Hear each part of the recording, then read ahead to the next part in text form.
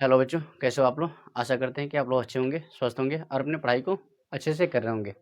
चलिए आज हम लोग स्टार्ट करते हैं प्रश्नावली 1.1। ठीक है ना। देखते हैं क्वेश्चन कर रहा है कि निम्नलिखित संख्याओं का एचसीएफ ज्ञात करने के लिए यूक्लिड विभाजन एल्गोरिथम का प्रयोग कीजिए। यानी क्वेश्चन नंबर 1 देखते हैं। कह रहे हैं निम्नलिखित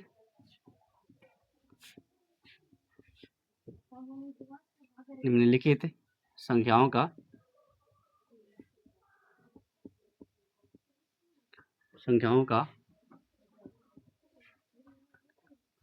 एचसीएफ ज्ञात करने के लिए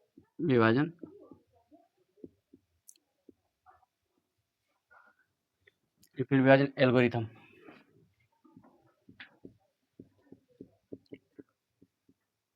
एल्गोरिथम का प्रयोग कीजिए।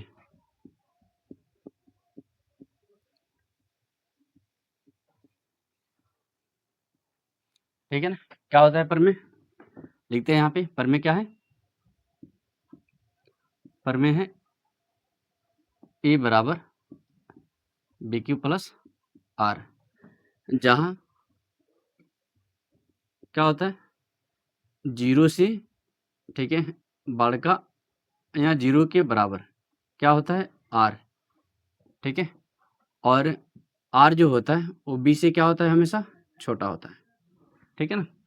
इसी फार्मूला पर हम लोग काम करेंगे। देखते हैं क्वेश्चन नंबर 1 को। कह रहा है 135 और 225, 135 और 225। ठीक है ना। हम लोग सबसे पहले इस दोनों में बड़ा और छोटा देखते हैं। तो 135 और 225 में, ठीक है, यहाँ पे कौन बड़ा है? 225। तो यहाँ पे लिखेंगे 135 इज ग्रेटर देन, ठीक है, 225। अब ये पता चल गया कि 225 बड़ा है, तो क्या करेंगे, यहाँ पे 225 को यहाँ पे लिखेंगे और 135 को यहाँ पे लिखेंगे। और 135 से, ठीक है ना, 135 से भाग लगाएंगे 225 में, तो कितना बार में जाएगा? तो एक बार में जाएगा, क्योंकि अगर 135 दूना करेंगे तो कितना हो जाएगा? 270। ठीक है। तो 270 तो दो बार में जाएगा नहीं, ठीक है, क्योंकि तो 225 है, इसलिए एक बार में जाएगा।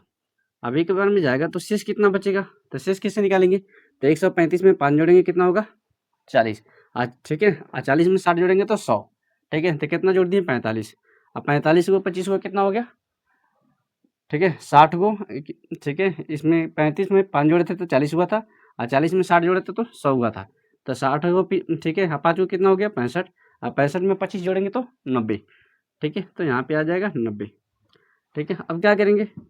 दूसरा स्टेप में आएंगे तो क्या करेंगे, इस चीज़ को यहाँ पे लेके आएंगे। ठीक है, यानी जो बी है हमारा, इसको यहाँ पे लेके आएंगे, और जो हमारा ये 90 होता है उसको यहाँ पे लेके आते हैं बी के पास। अब क्या करेंगे, 90 से भाग लाएंगे इसमें, तो 90 कने 90, शेष कितना बचेगा? तो 90 10 100 और 35 10 45। ठीक है ना। 10 को इधर जोड़ लिए, 90 10 100 बना लिए, 35 में 10 को जोड़ेंगे तो 45, यानी 45 बचेगा। अब फिर क्या करेंगे, इस 90 को यहाँ लाएंगे और 45 को यहाँ पे लाएंगे। 45 गुना 2 प्लस 0, चूँकि 45 गुना 2 दो बार करेंगे तो, ठीक है, 90 कट जाएगा दो बार में, तो अब 90 कट जाएगा तो शेष कितना बचेगा? 0। ठीक है। तो अब लिखेंगे चूँकि r बराबर 0 है, इसीलिए HCF 135 225 इज इक्वल कितना आएगा? अंतिम भाजक। तो अंतिम भाजक कितना मिला? ठीक है, 45। तो यहाँ हमारा 45 हो जाएगा। ठीक है ना। देखते हैं क्वेश्चन नंबर 2। ठीक है ना। ये क्या कर रहा है? तो 196 और 38 220। ठीक है ना। इसमें कौन बड़ा है? तो यहाँ दिख ही रहा है 38 220 बड़ा है। ठीक है ना। तो क्या करेंगे, 38 220 को यहाँ पे लेके आएंगे, 38 220। ठीक है ना। यहाँ पे 196 को यहाँ पे लेके आएंगे, इसको बी बना लेंगे। ये वाला हमारा ए हो गया, ठीक है। अब क्या करेंगे, 196 से, ठीक है, अगर इसको काटेंगे तो ये 195 बार में कट जाएगा पूरा पूरा, ठीक है। इस डाटा को खासकर याद रखेंगे, ये वाला सवाल को, इस प्रश्नावली के लिए, ठीक है। 38, 220 और 196 को, ठीक है, क्योंकि हम 196 को, ठीक है, 195 से गुना कर दे तो 38, 220 आ जाता है, ठीक है। इसलिए इस डाटा को याद रखेंगे, नहीं तो हमारे एग्जाम में, ठीक है, काफ़ी समय लग जाएगा इसको निकालने में, ठीक है ना। तो 195 प्लस 0, ठीक है ना। अब यहाँ देख रहे हैं कि अंतिम हमारा भाजक कौन हो गया, 196, ठीक है। अंतिम भाजक कितना हो गया, 96, चूंकि आर तो 0 हो गया, तो लिखेंगे चूंकि आर बराबर 0 है, इसीलिए, ठीक है, HCF 196 38, 220 बराबर कितना आ जाएगा, अंतिम भाजक कितना आ गया, 196, तो 196 हमारा आंसर हो जाएगा, ठीक है ना। तीसरा का क्वेश्चन देखते हैं। तीसरा क्वेश्चन क्या कर रहा है, तो कर रहा है 867 और 255, 867 और 255, इस दोनों में कौन बड़ा है, ठीक है। तो 867 बड़ा है, तो यहाँ पे लिख देते हैं, इसको ये बनाते हैं, तो 867 बराबर, ठीक है, 255। अब क्या करते हैं, 255 से भाग लगाएंगे, ठीक है। तो अगर मान के चलिए, देखिए हम कैसे निकालते हैं, क्या करेंगे, अगर ये 50, 250 मान लें इसको, ठीक है, यानी 5 घटा दे तो 250 हो जाएगा। अगर 250 हो गया तो इसका मतलब कितना हो गया, इधर साइड में बताते हैं, 25 हो गया, ठीक है ना। 0 हटाते हैं तो 25 होता है, तो 3 बार में लेके चलते हैं, तो 25 3 75, 750 हो जाएगा, ठीक है। अगर 4 बार में ले जाएंगे तो 25 चौका 100 हो जाएगा, ठीक है, जो हमारा 1000 बन जाएगा, 25 चौका 100 1 0, ठीक है। तो ये तो क्लियर दिख गया, ये 4 बार में तो जाएगा नहीं, तो कितना बार में जा रहा है, 3 बार में, 3 बार में जाएगा तो कितना, ये 7, इसमें से 5 घटाए हैं, यहाँ 255 था, तो ठीक है, 5 घटाए हैं तो कितना हुआ है, 250, लेकिन घटाने के बाद 5 हम कितना स्टेप गए हैं, 3 स्टेप, तो इसका मतलब है, ठीक है, 3 स्टेप जाने के बाद 15 कम हो गया। अब क्या करेंगे, इसमें 15 जोड़ लेंगे, तो 15 जोड़ लेंगे तो कितना हो जाएगा, 765, ठीक है। तो इसका मतलब पता चल गया हमें कि ये 3 बार में जाने वाला है, और 3 बार में कितना होगा, 765, ठीक है ना। तो यहाँ पे लिखेंगे 255 गुना 3, अब प्लस शेष चाहिए, ठीक है ना। तो शेष चाहिए, तो देख रहे हैं ये 765 है, तो यहाँ 7 में से 5 घटा लेंगे तो कितना आ गया, 2, और यहाँ 6 में से 6 गया तो 0, 8 में से 7 जाएगा तो 1, तो 102 हमारा, ठीक है, शेष आ जाएगा। फिर क्या करेंगे, नेक्स्ट स्टेप में ये 255 को यहाँ पे लाएंगे, 102 को यहाँ पे लेके आएंगे, तो 102 गुना 2 बार में ले जाएंगे, क्योंकि 102 गुना कितना हो जाएगा, 204, ठीक है। 3 बार करेंगे तो ये ज़्यादा हो जाएगा, 300 बन जाएगा, इसलिए 2 बार में जाएगा, 2 बार में आप प्लस, शेष कितना बन रहा है, 204, तो बचेगा कितना, 51, ठीक है। 255 में से 204 घटा लेंगे तो कितना बचेगा, 51, तो 51 यहाँ पे लिखते हैं। फिर क्या करेंगे, 102 को यहाँ पे लेके आएंगे,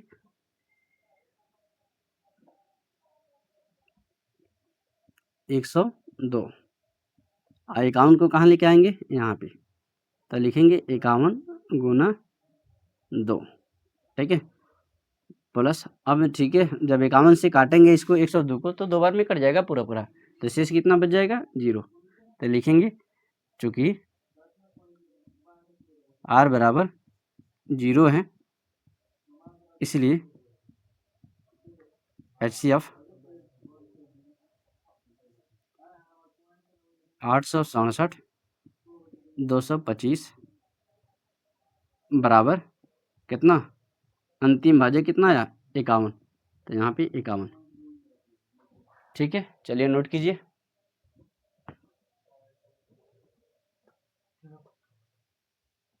चलिए अब देखते हैं क्वेश्चन नंबर 2 को, ठीक है ना। कह रहा है कि दर्शाइए कि कोई भी धनात्मक विषम पूर्णांक, दर्शाइए कि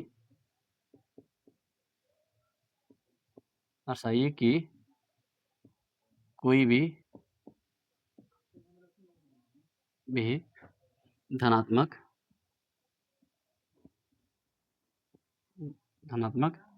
विषम पूर्णांक विषम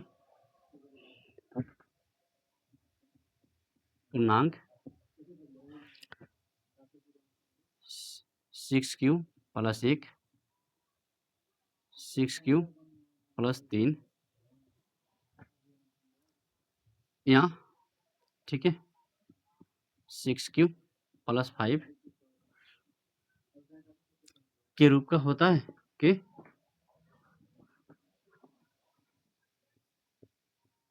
रूप का होता है जहाँ q कोई पूर्णांक हो, जहाँ q कोई पूर्णांक हो।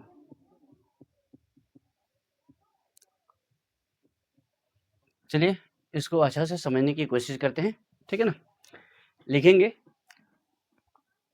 हल करने आएंगे तो लिखेंगे माना कि ए कोई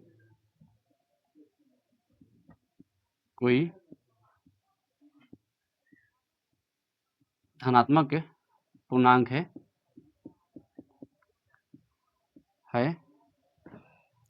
तथा b इक्वल टू 6, क्योंकि यहाँ b है, bq होता है जो bq, ठीक है। तो bq की जगह यहीं पे पता चल जाता है कि b क्या है क्या, ठीक है। तो यहाँ पे b क्या बता रहा है 6, इसलिए b बराबर क्या हो गया 6 b है, ठीक है। b इक्वल टू 6 है, लिखेंगे। तो यूक्लिड विभाजन एल्गोरिथम के यूक्लिड विभाजन एल्गोरिथम के अनुसार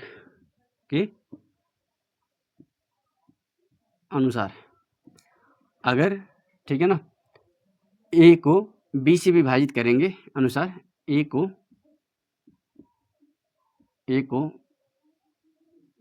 b से विभाजित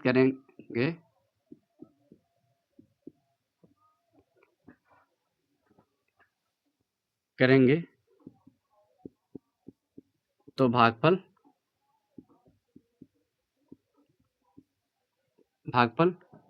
q तथा शेषफल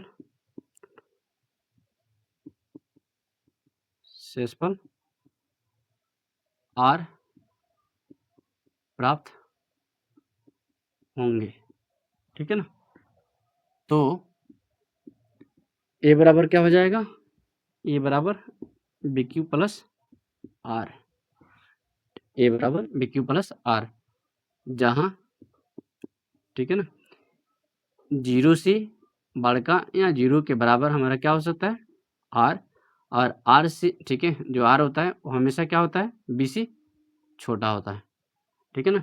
इस चीज़ को ध्यान पे रखिएगा, ठीक है, ये वाला चीज़, क्योंकि ये वाला एग्जाम में 1 नंबर में भी क्वेश्चन पूछ लिया जाता है, ठीक है, कि यूक्लिड विभाजन द्वारा जो थ्योरम दिया गया है, प्रमेय जो दिया गया है वो क्या है। इसमें से क्या करता है, चिन्ह बदल के इसको क्या करेगा, आर को इधर कर देगा, बी को इधर कर देगा, इसी को पूछता है, ठीक है। तो इसको हमेशा ध्यान रखिएगा, ठीक है, कि 0 से बड़का या 0 के बराबर आर होता है, और आर जो होता है, ठीक है, हमेशा बी से क्या होता है छोटा होता है। जैसे इसी चीज़ को हम यहाँ पे दिखाने का प्रयास करें, तो अगर मान के चलिए 20 में अगर 5 से भाग करते हैं, ठीक है, तो 5 चौका कितना हो जाएगा 20, ठीक है। तो यहाँ पे शेष कितना आ गया 0, ठीक है।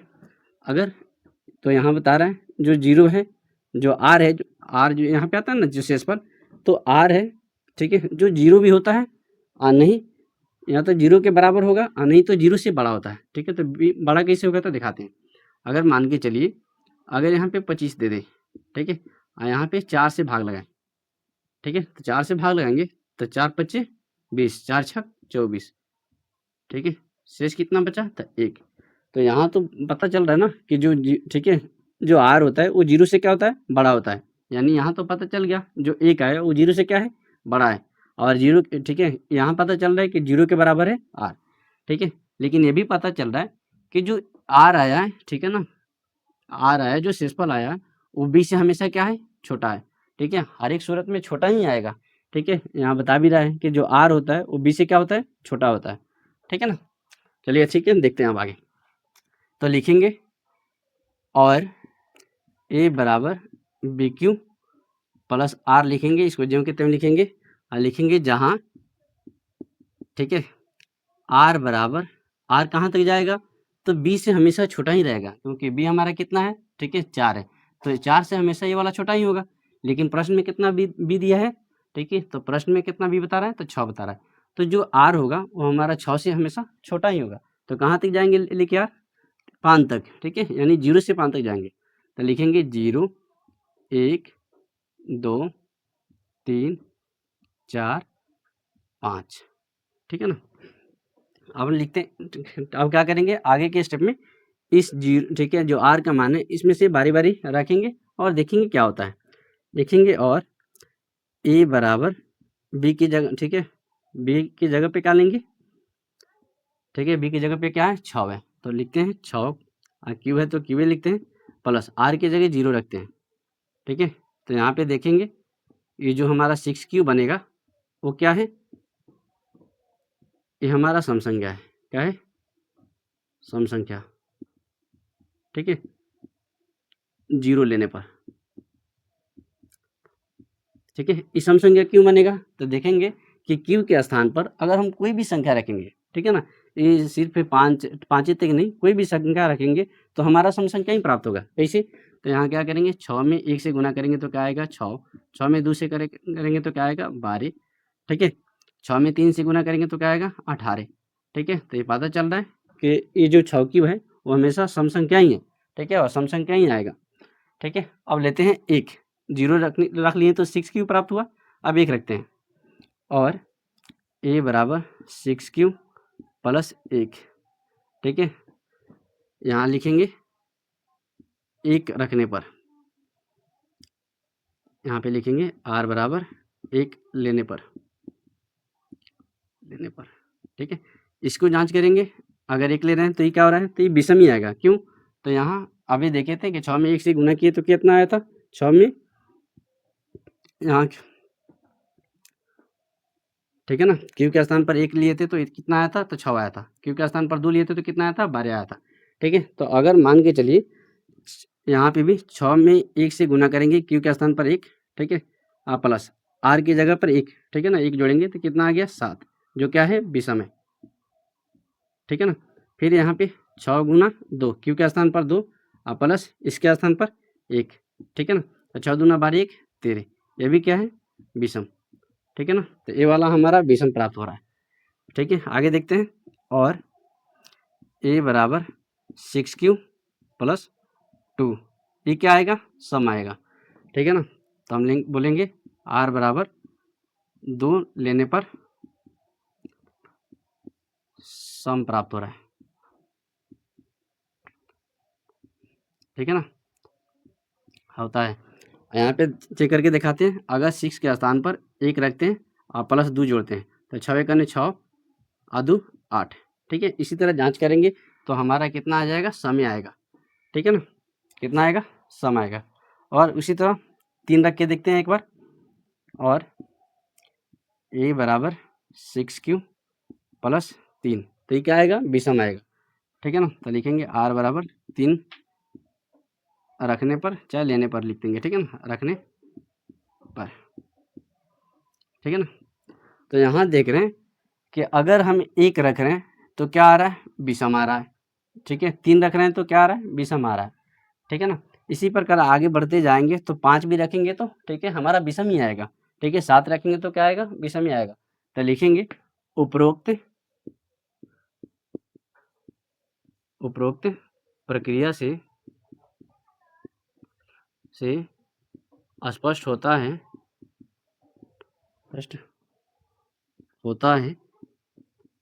ठीक है ना, इतना बात अपना से लिखेंगे, उपरोक्त प्रक्रिया से स्पष्ट होता है कि, ठीक है ना, ठीक है, और उसके बाद यहाँ से लिखने लेंगे, यहाँ से। ठीक है, कोई उपरोक्त प्रक्रिया से स्पष्ट होता है, उसके बाद की के बाद यहाँ से लिखेंगे कि कोई भी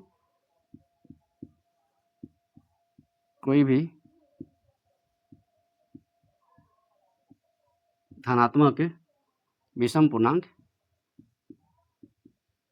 विषम पूर्णांक 6q प्लस 1 या 6q प्लस 3 या 6q प्लस 5 के रूप के होता है। ठीक है ना, चलिए नोट कीजिए। चलिए अब हम देखते हैं क्वेश्चन नंबर 3 को। ठीक है ना, इस क्वेश्चन थोड़ा लॉन्ग था इसलिए मैं पहले ही बोर्ड पे उतार लिया हूँ। ठीक है ना, कह रहा है कि किसी परेड में 616 सदस्यों वाली एक सेना, ठीक है, यानी आर्मी की टुकड़ी को 32 सदस्यों वाले एक आर्मी बैंड के पीछे मार्च करना है। दोनों समूहों को समान संख्या वाले स्तंभों में मार्च करना है। उन स्तंभों की अधिकतम संख्या क्या है? ठीक है, हमें यहाँ से पता चल रहा है कि निकालना क्या है, अधिकतम संख्या पूछ रहा है। ठीक है, जब भी अधिकतम संख्या पूछेगा ऐसे क्वेश्चन रहेगा और अधिकतम संख्या पूछेगा तो याद रखिएगा हम लोग इसका एचसीएफ निकालेंगे। क्या निकालेंगे? एचसीएफ, क्योंकि एचसीएफ क्या करता है? हाईएस्ट कॉमन, ठीक है, फैक्टर मांगता है। हाईएस्ट का मतलब क्या होता है? सबसे बड़ी। ठीक है, वही बात पूछ रहा है कि अधिकतम संख्या क्या है।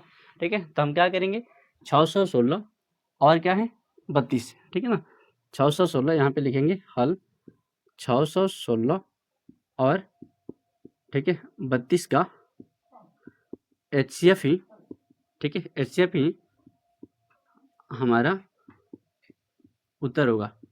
ठीक है ना, चलिए निकालते हैं, देखते हैं। ठीक है, यूक्लिड विभाजन एल्गोरिथम का प्रयोग करते हैं। यहाँ पे 616 और 32 में कौन बड़ा है? 616। तो 616 को यहाँ पे लिखते हैं और यहाँ पे लिखते हैं 32। ठीक है ना, अब देखते हैं, चेक करते हैं कि कौ बार में जाएगा। मान के चलिए अगर ये 30 रहता, ठीक है, अगर ये 30 रहता तो इसका मतलब है 30 दूना कितना होता? ठीक है, यानी 30 में अगर 20 से गुना करते तो 30 दूना कितना होता? 600।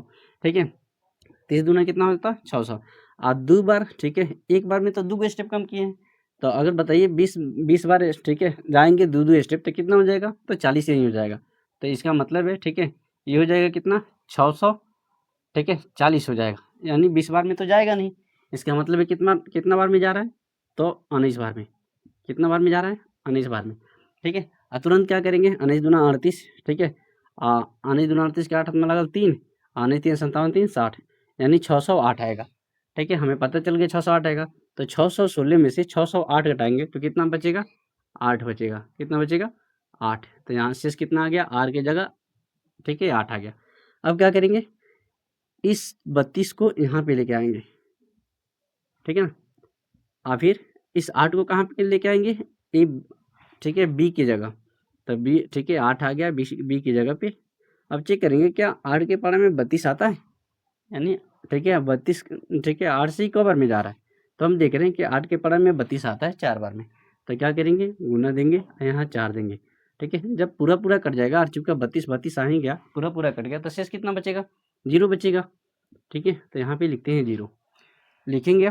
अब चूंकि शेष 0 आ गया तो लिखेंगे चूंकि r बराबर 0 है, ठीक है, इसीलिए 600 लिखेंगे, इसलिए HCF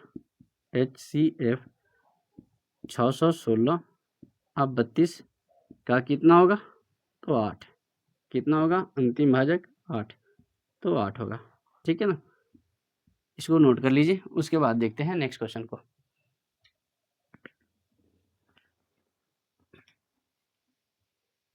चलिए, ठीक है, हम तो प्रश्नावली कितना कर रहे थे? 1.1। ठीक है, ये लिखना ही भूल गया, प्रश्नावली 1.1। ठीक है ना, लेते हैं क्वेश्चन नंबर 4 को। क्या है कि यूक्लिड विभाजन प्रमेय का प्रयोग करके, यूक्लिड विभाजन प्रमेय का प्रयोग करके, प्रमेय का प्रयोग करके, प्रयोग करके दर्शाइए कि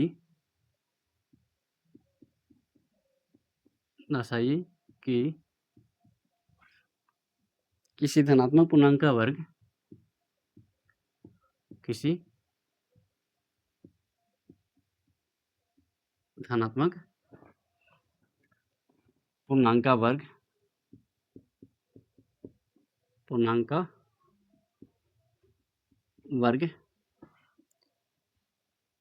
किसी पूर्णांक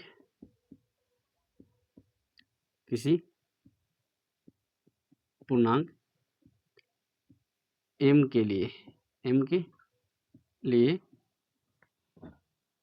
ठीक है 3m या 3m प्लस 1 के रूप का होता है ठीक है ना। चलिए देखते हैं। ठीक है, जिस तरह हम लोग क्वेश्चन 2 में देखे थे, ठीक है, सेम उसी तरह ठीक है, रास्ता चलने का जो नियम चलने का है, ठीक है, सेम उसी तरह है क्वेश्चन नंबर 2 की तरह। लिखते हैं, लिखेंगे माना कि लिखते हैं हल। माना कि एक कोई धनात्मक पूर्णांक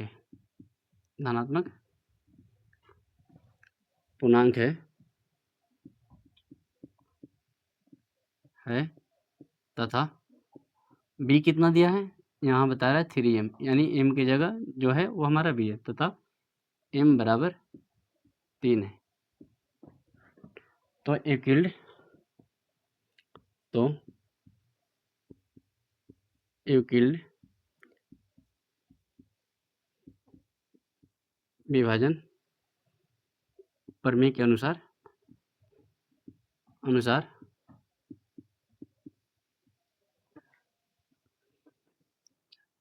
a को b से विभाजित करने पर भागफल q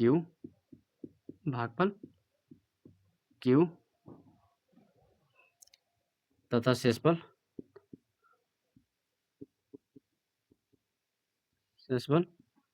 r प्राप्त होंगे। तो a बराबर bq प्लस r, जहाँ क्या होगा 0 से बड़का या बराबर क्या होगा r, और r हमेशा किससे छोटा होगा, तो b से। ठीक है ना। और लिखेंगे अभी a बराबर, ये bq रहेगा अपनी जगह पे, ठीक है, bq b की जगह पे कितना ले लेते हैं, यहाँ पे 3 बता रहा है तो 3 ले लेते हैं, ठीक है, 3q प्लस r, जहाँ r का मान कहाँ तक जाएगा, जहाँ r बराबर, ठीक है, b कितना है 3, तो इसका मतलब है r कहाँ तक जाएगा, 0 से लेके 2 तक। ठीक है, तो 0 1 2, ठीक है, लेने पर यहाँ पे लिख भी सकते हैं, ठीक है, लेने पर यहाँ पे लिखेंगे चूँकि r बराबर b इक्वल टू 3 है। ठीक है ना, क्योंकि जो r होता है वो b से क्या होता है, छोटा होता है, तो b हमारा 3 है, तो इसलिए r हमारा कहाँ तक जाएगा, 2 तक। लिखते हैं, और यहाँ पे a बराबर, ठीक है, 3q तो रहेगा, प्लस r की जगह क्या रखेंगे, 0, और यहाँ पता है कि किसी भी संख्या में 0 जोड़ेंगे तो क्या होगा, वही संख्या होगा। ठीक है, तो हम क्या करते हैं, यहाँ पे a और यहाँ पे क्या आ जाएगा, 3q आ जाएगा। अब यहाँ पे लिखते हैं a स्क्वायर बराबर इसका 3q का होल स्क्वायर। ठीक है, यहाँ पे लिखेंगे वर्ग करने पर, यहाँ पे लिख देंगे r बराबर 0 लेने पर। ठीक है ना। अब देखते हैं, ये तो हमारा a स्क्वायर ही रहेगा, ये क्या हो जाएगा, 3 का स्क्वायर 9, और यहाँ q का स्क्वायर हमें क्या चाहिए, ध्यान रखेंगे, हमें क्या मांग रहा है, 3m, तो इसमें से क्या करेंगे, 3m निकालेंगे।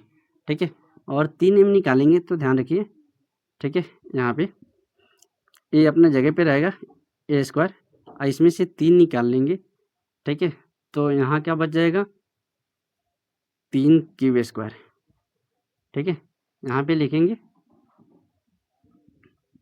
कि 3 क्यूब बराबर m माना, ठीक है। तो अगर इसके बराबर अगर हम, ठीक है, 3 क्यूब के बराबर m मान रहे हैं, तो यहाँ 3 गुना m बराबर क्या हो जाए 3m, ठीक है ना। देखते हैं नेक्स्ट, यहाँ पे देखते हैं, ठीक है ना। फिर लिखते हैं, फिर a बराबर b³ प्लस, ठीक है, यहाँ पे इसी चीज़ को लाते हैं, a बराबर कितना है, तो 3 क्यूब प्लस r है, a बराबर 3 क्यूब प्लस r, ठीक है। अब क्या कर रहे हैं, r के बराबर 0 तो ले लिए हैं, अब 1 ले रहे हैं, ठीक है, r बराबर 1 रखने पर।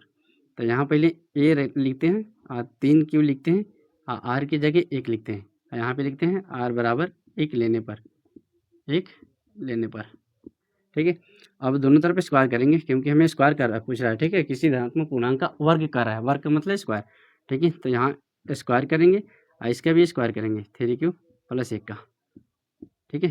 तो इसको तो यहीं जो कितने में रहेगा, ये कितना हो जाएगा a² यानी 3 का स्क्वायर करेंगे तो 9, और क्यूब का स्क्वायर करेंगे तो क्यूब² प्लस b², ठीक है। तो b कितना है हमारा 1, 1 का स्क्वायर करेंगे तो 1, ठीक है, और प्लस 2ab, ठीक है, 2ab, तो 2 a की जगह है गुना 3 क्यूब और b की जगह है 1, ठीक है ना। तो यहाँ पे क्या हो गया 9 क्यूब² प्लस 1 प्लस 2 3 6, 6 में 1 से गुना करेंगे तो 6 क्यूब, ठीक है ना। ए प्लस बी का होल स्क्वायर तोड़ लिए, a² plus b² plus 2ab, ठीक है। अब क्या करेंगे, हमें क्या चाहिए, यहाँ पे देख रहे हैं 3m प्लस 1 चाहिए, ठीक है। तो हम क्या कर रहे हैं, यहाँ से तो 1 प्राप्त हो जाएगा, पहले क्या करते हैं इसको यहाँ पे लाते हैं, ठीक है ना। तो यहाँ पे लाएंगे तो 9 क्यूब² प्लस 6 क्यूब, ठीक है, प्लस 1, ठीक है। क्या करेंगे, इस दोनों में से 3 निकालेंगे, ठीक है ना। तो यहाँ पे लिखते हैं 3, और यहाँ पे 3 निकल जाएगा तो क्या बचेगा 3 क्यूब प्लस 2 क्यूब, ठीक है, और इसको अलग में रखते हैं प्लस 1, और यहाँ पे लिखते हैं, यहाँ पे 3 क्यूब² प्लस 2 क्यूब बराबर m माना, ठीक है। यहाँ पे क्या करते हैं, ठीक है, इसको हटा के अब क्या लिख रखेंगे m रखेंगे, क्योंकि इसके बराबर हमने क्या मान लिया है m मान लिया है। तो यहाँ पे 3 गुना m प्लस 1, ठीक है, तो क्या बन जाएगा 3m प्लस 1, ठीक है ना। इसको नोट कर लीजिए, उसके बाद ठीक है आगे इसका प्रोसेस देखते हैं क्या होता है। चलिए इसके क्वेश्चन को मिटा लिए अब, ठीक है, इसी चीज़ को कुछ, ठीक है, यहाँ पे बना था और यहाँ पे बना था, ठीक है। तो हम लोग यहाँ देखे थे कि 0 रखने पर क्या प्राप्त हुआ था 3m प्राप्त हुआ था, और 1 रखने पर क्या प्राप्त हुआ था तो 3m प्लस 1, ठीक है। तो हमें यहाँ पता चल रहा है कि उपरोक्त प्रक्रिया से स्पष्ट हो रहा है, यानी हम लोग जो ऊपर काम किए, ठीक है, इससे स्पष्ट हो रहा है कि कोई भी धनात्मक पूर्णांक का वर्ग, ठीक है, इतना के रूप का होता है। तो हम लिखेंगे, ठीक है, उपरोक्त यहाँ पे लास्ट में लिखेंगे उपरोक्त प्रक्रिया से स्पष्ट होता है, स्पष्ट होता है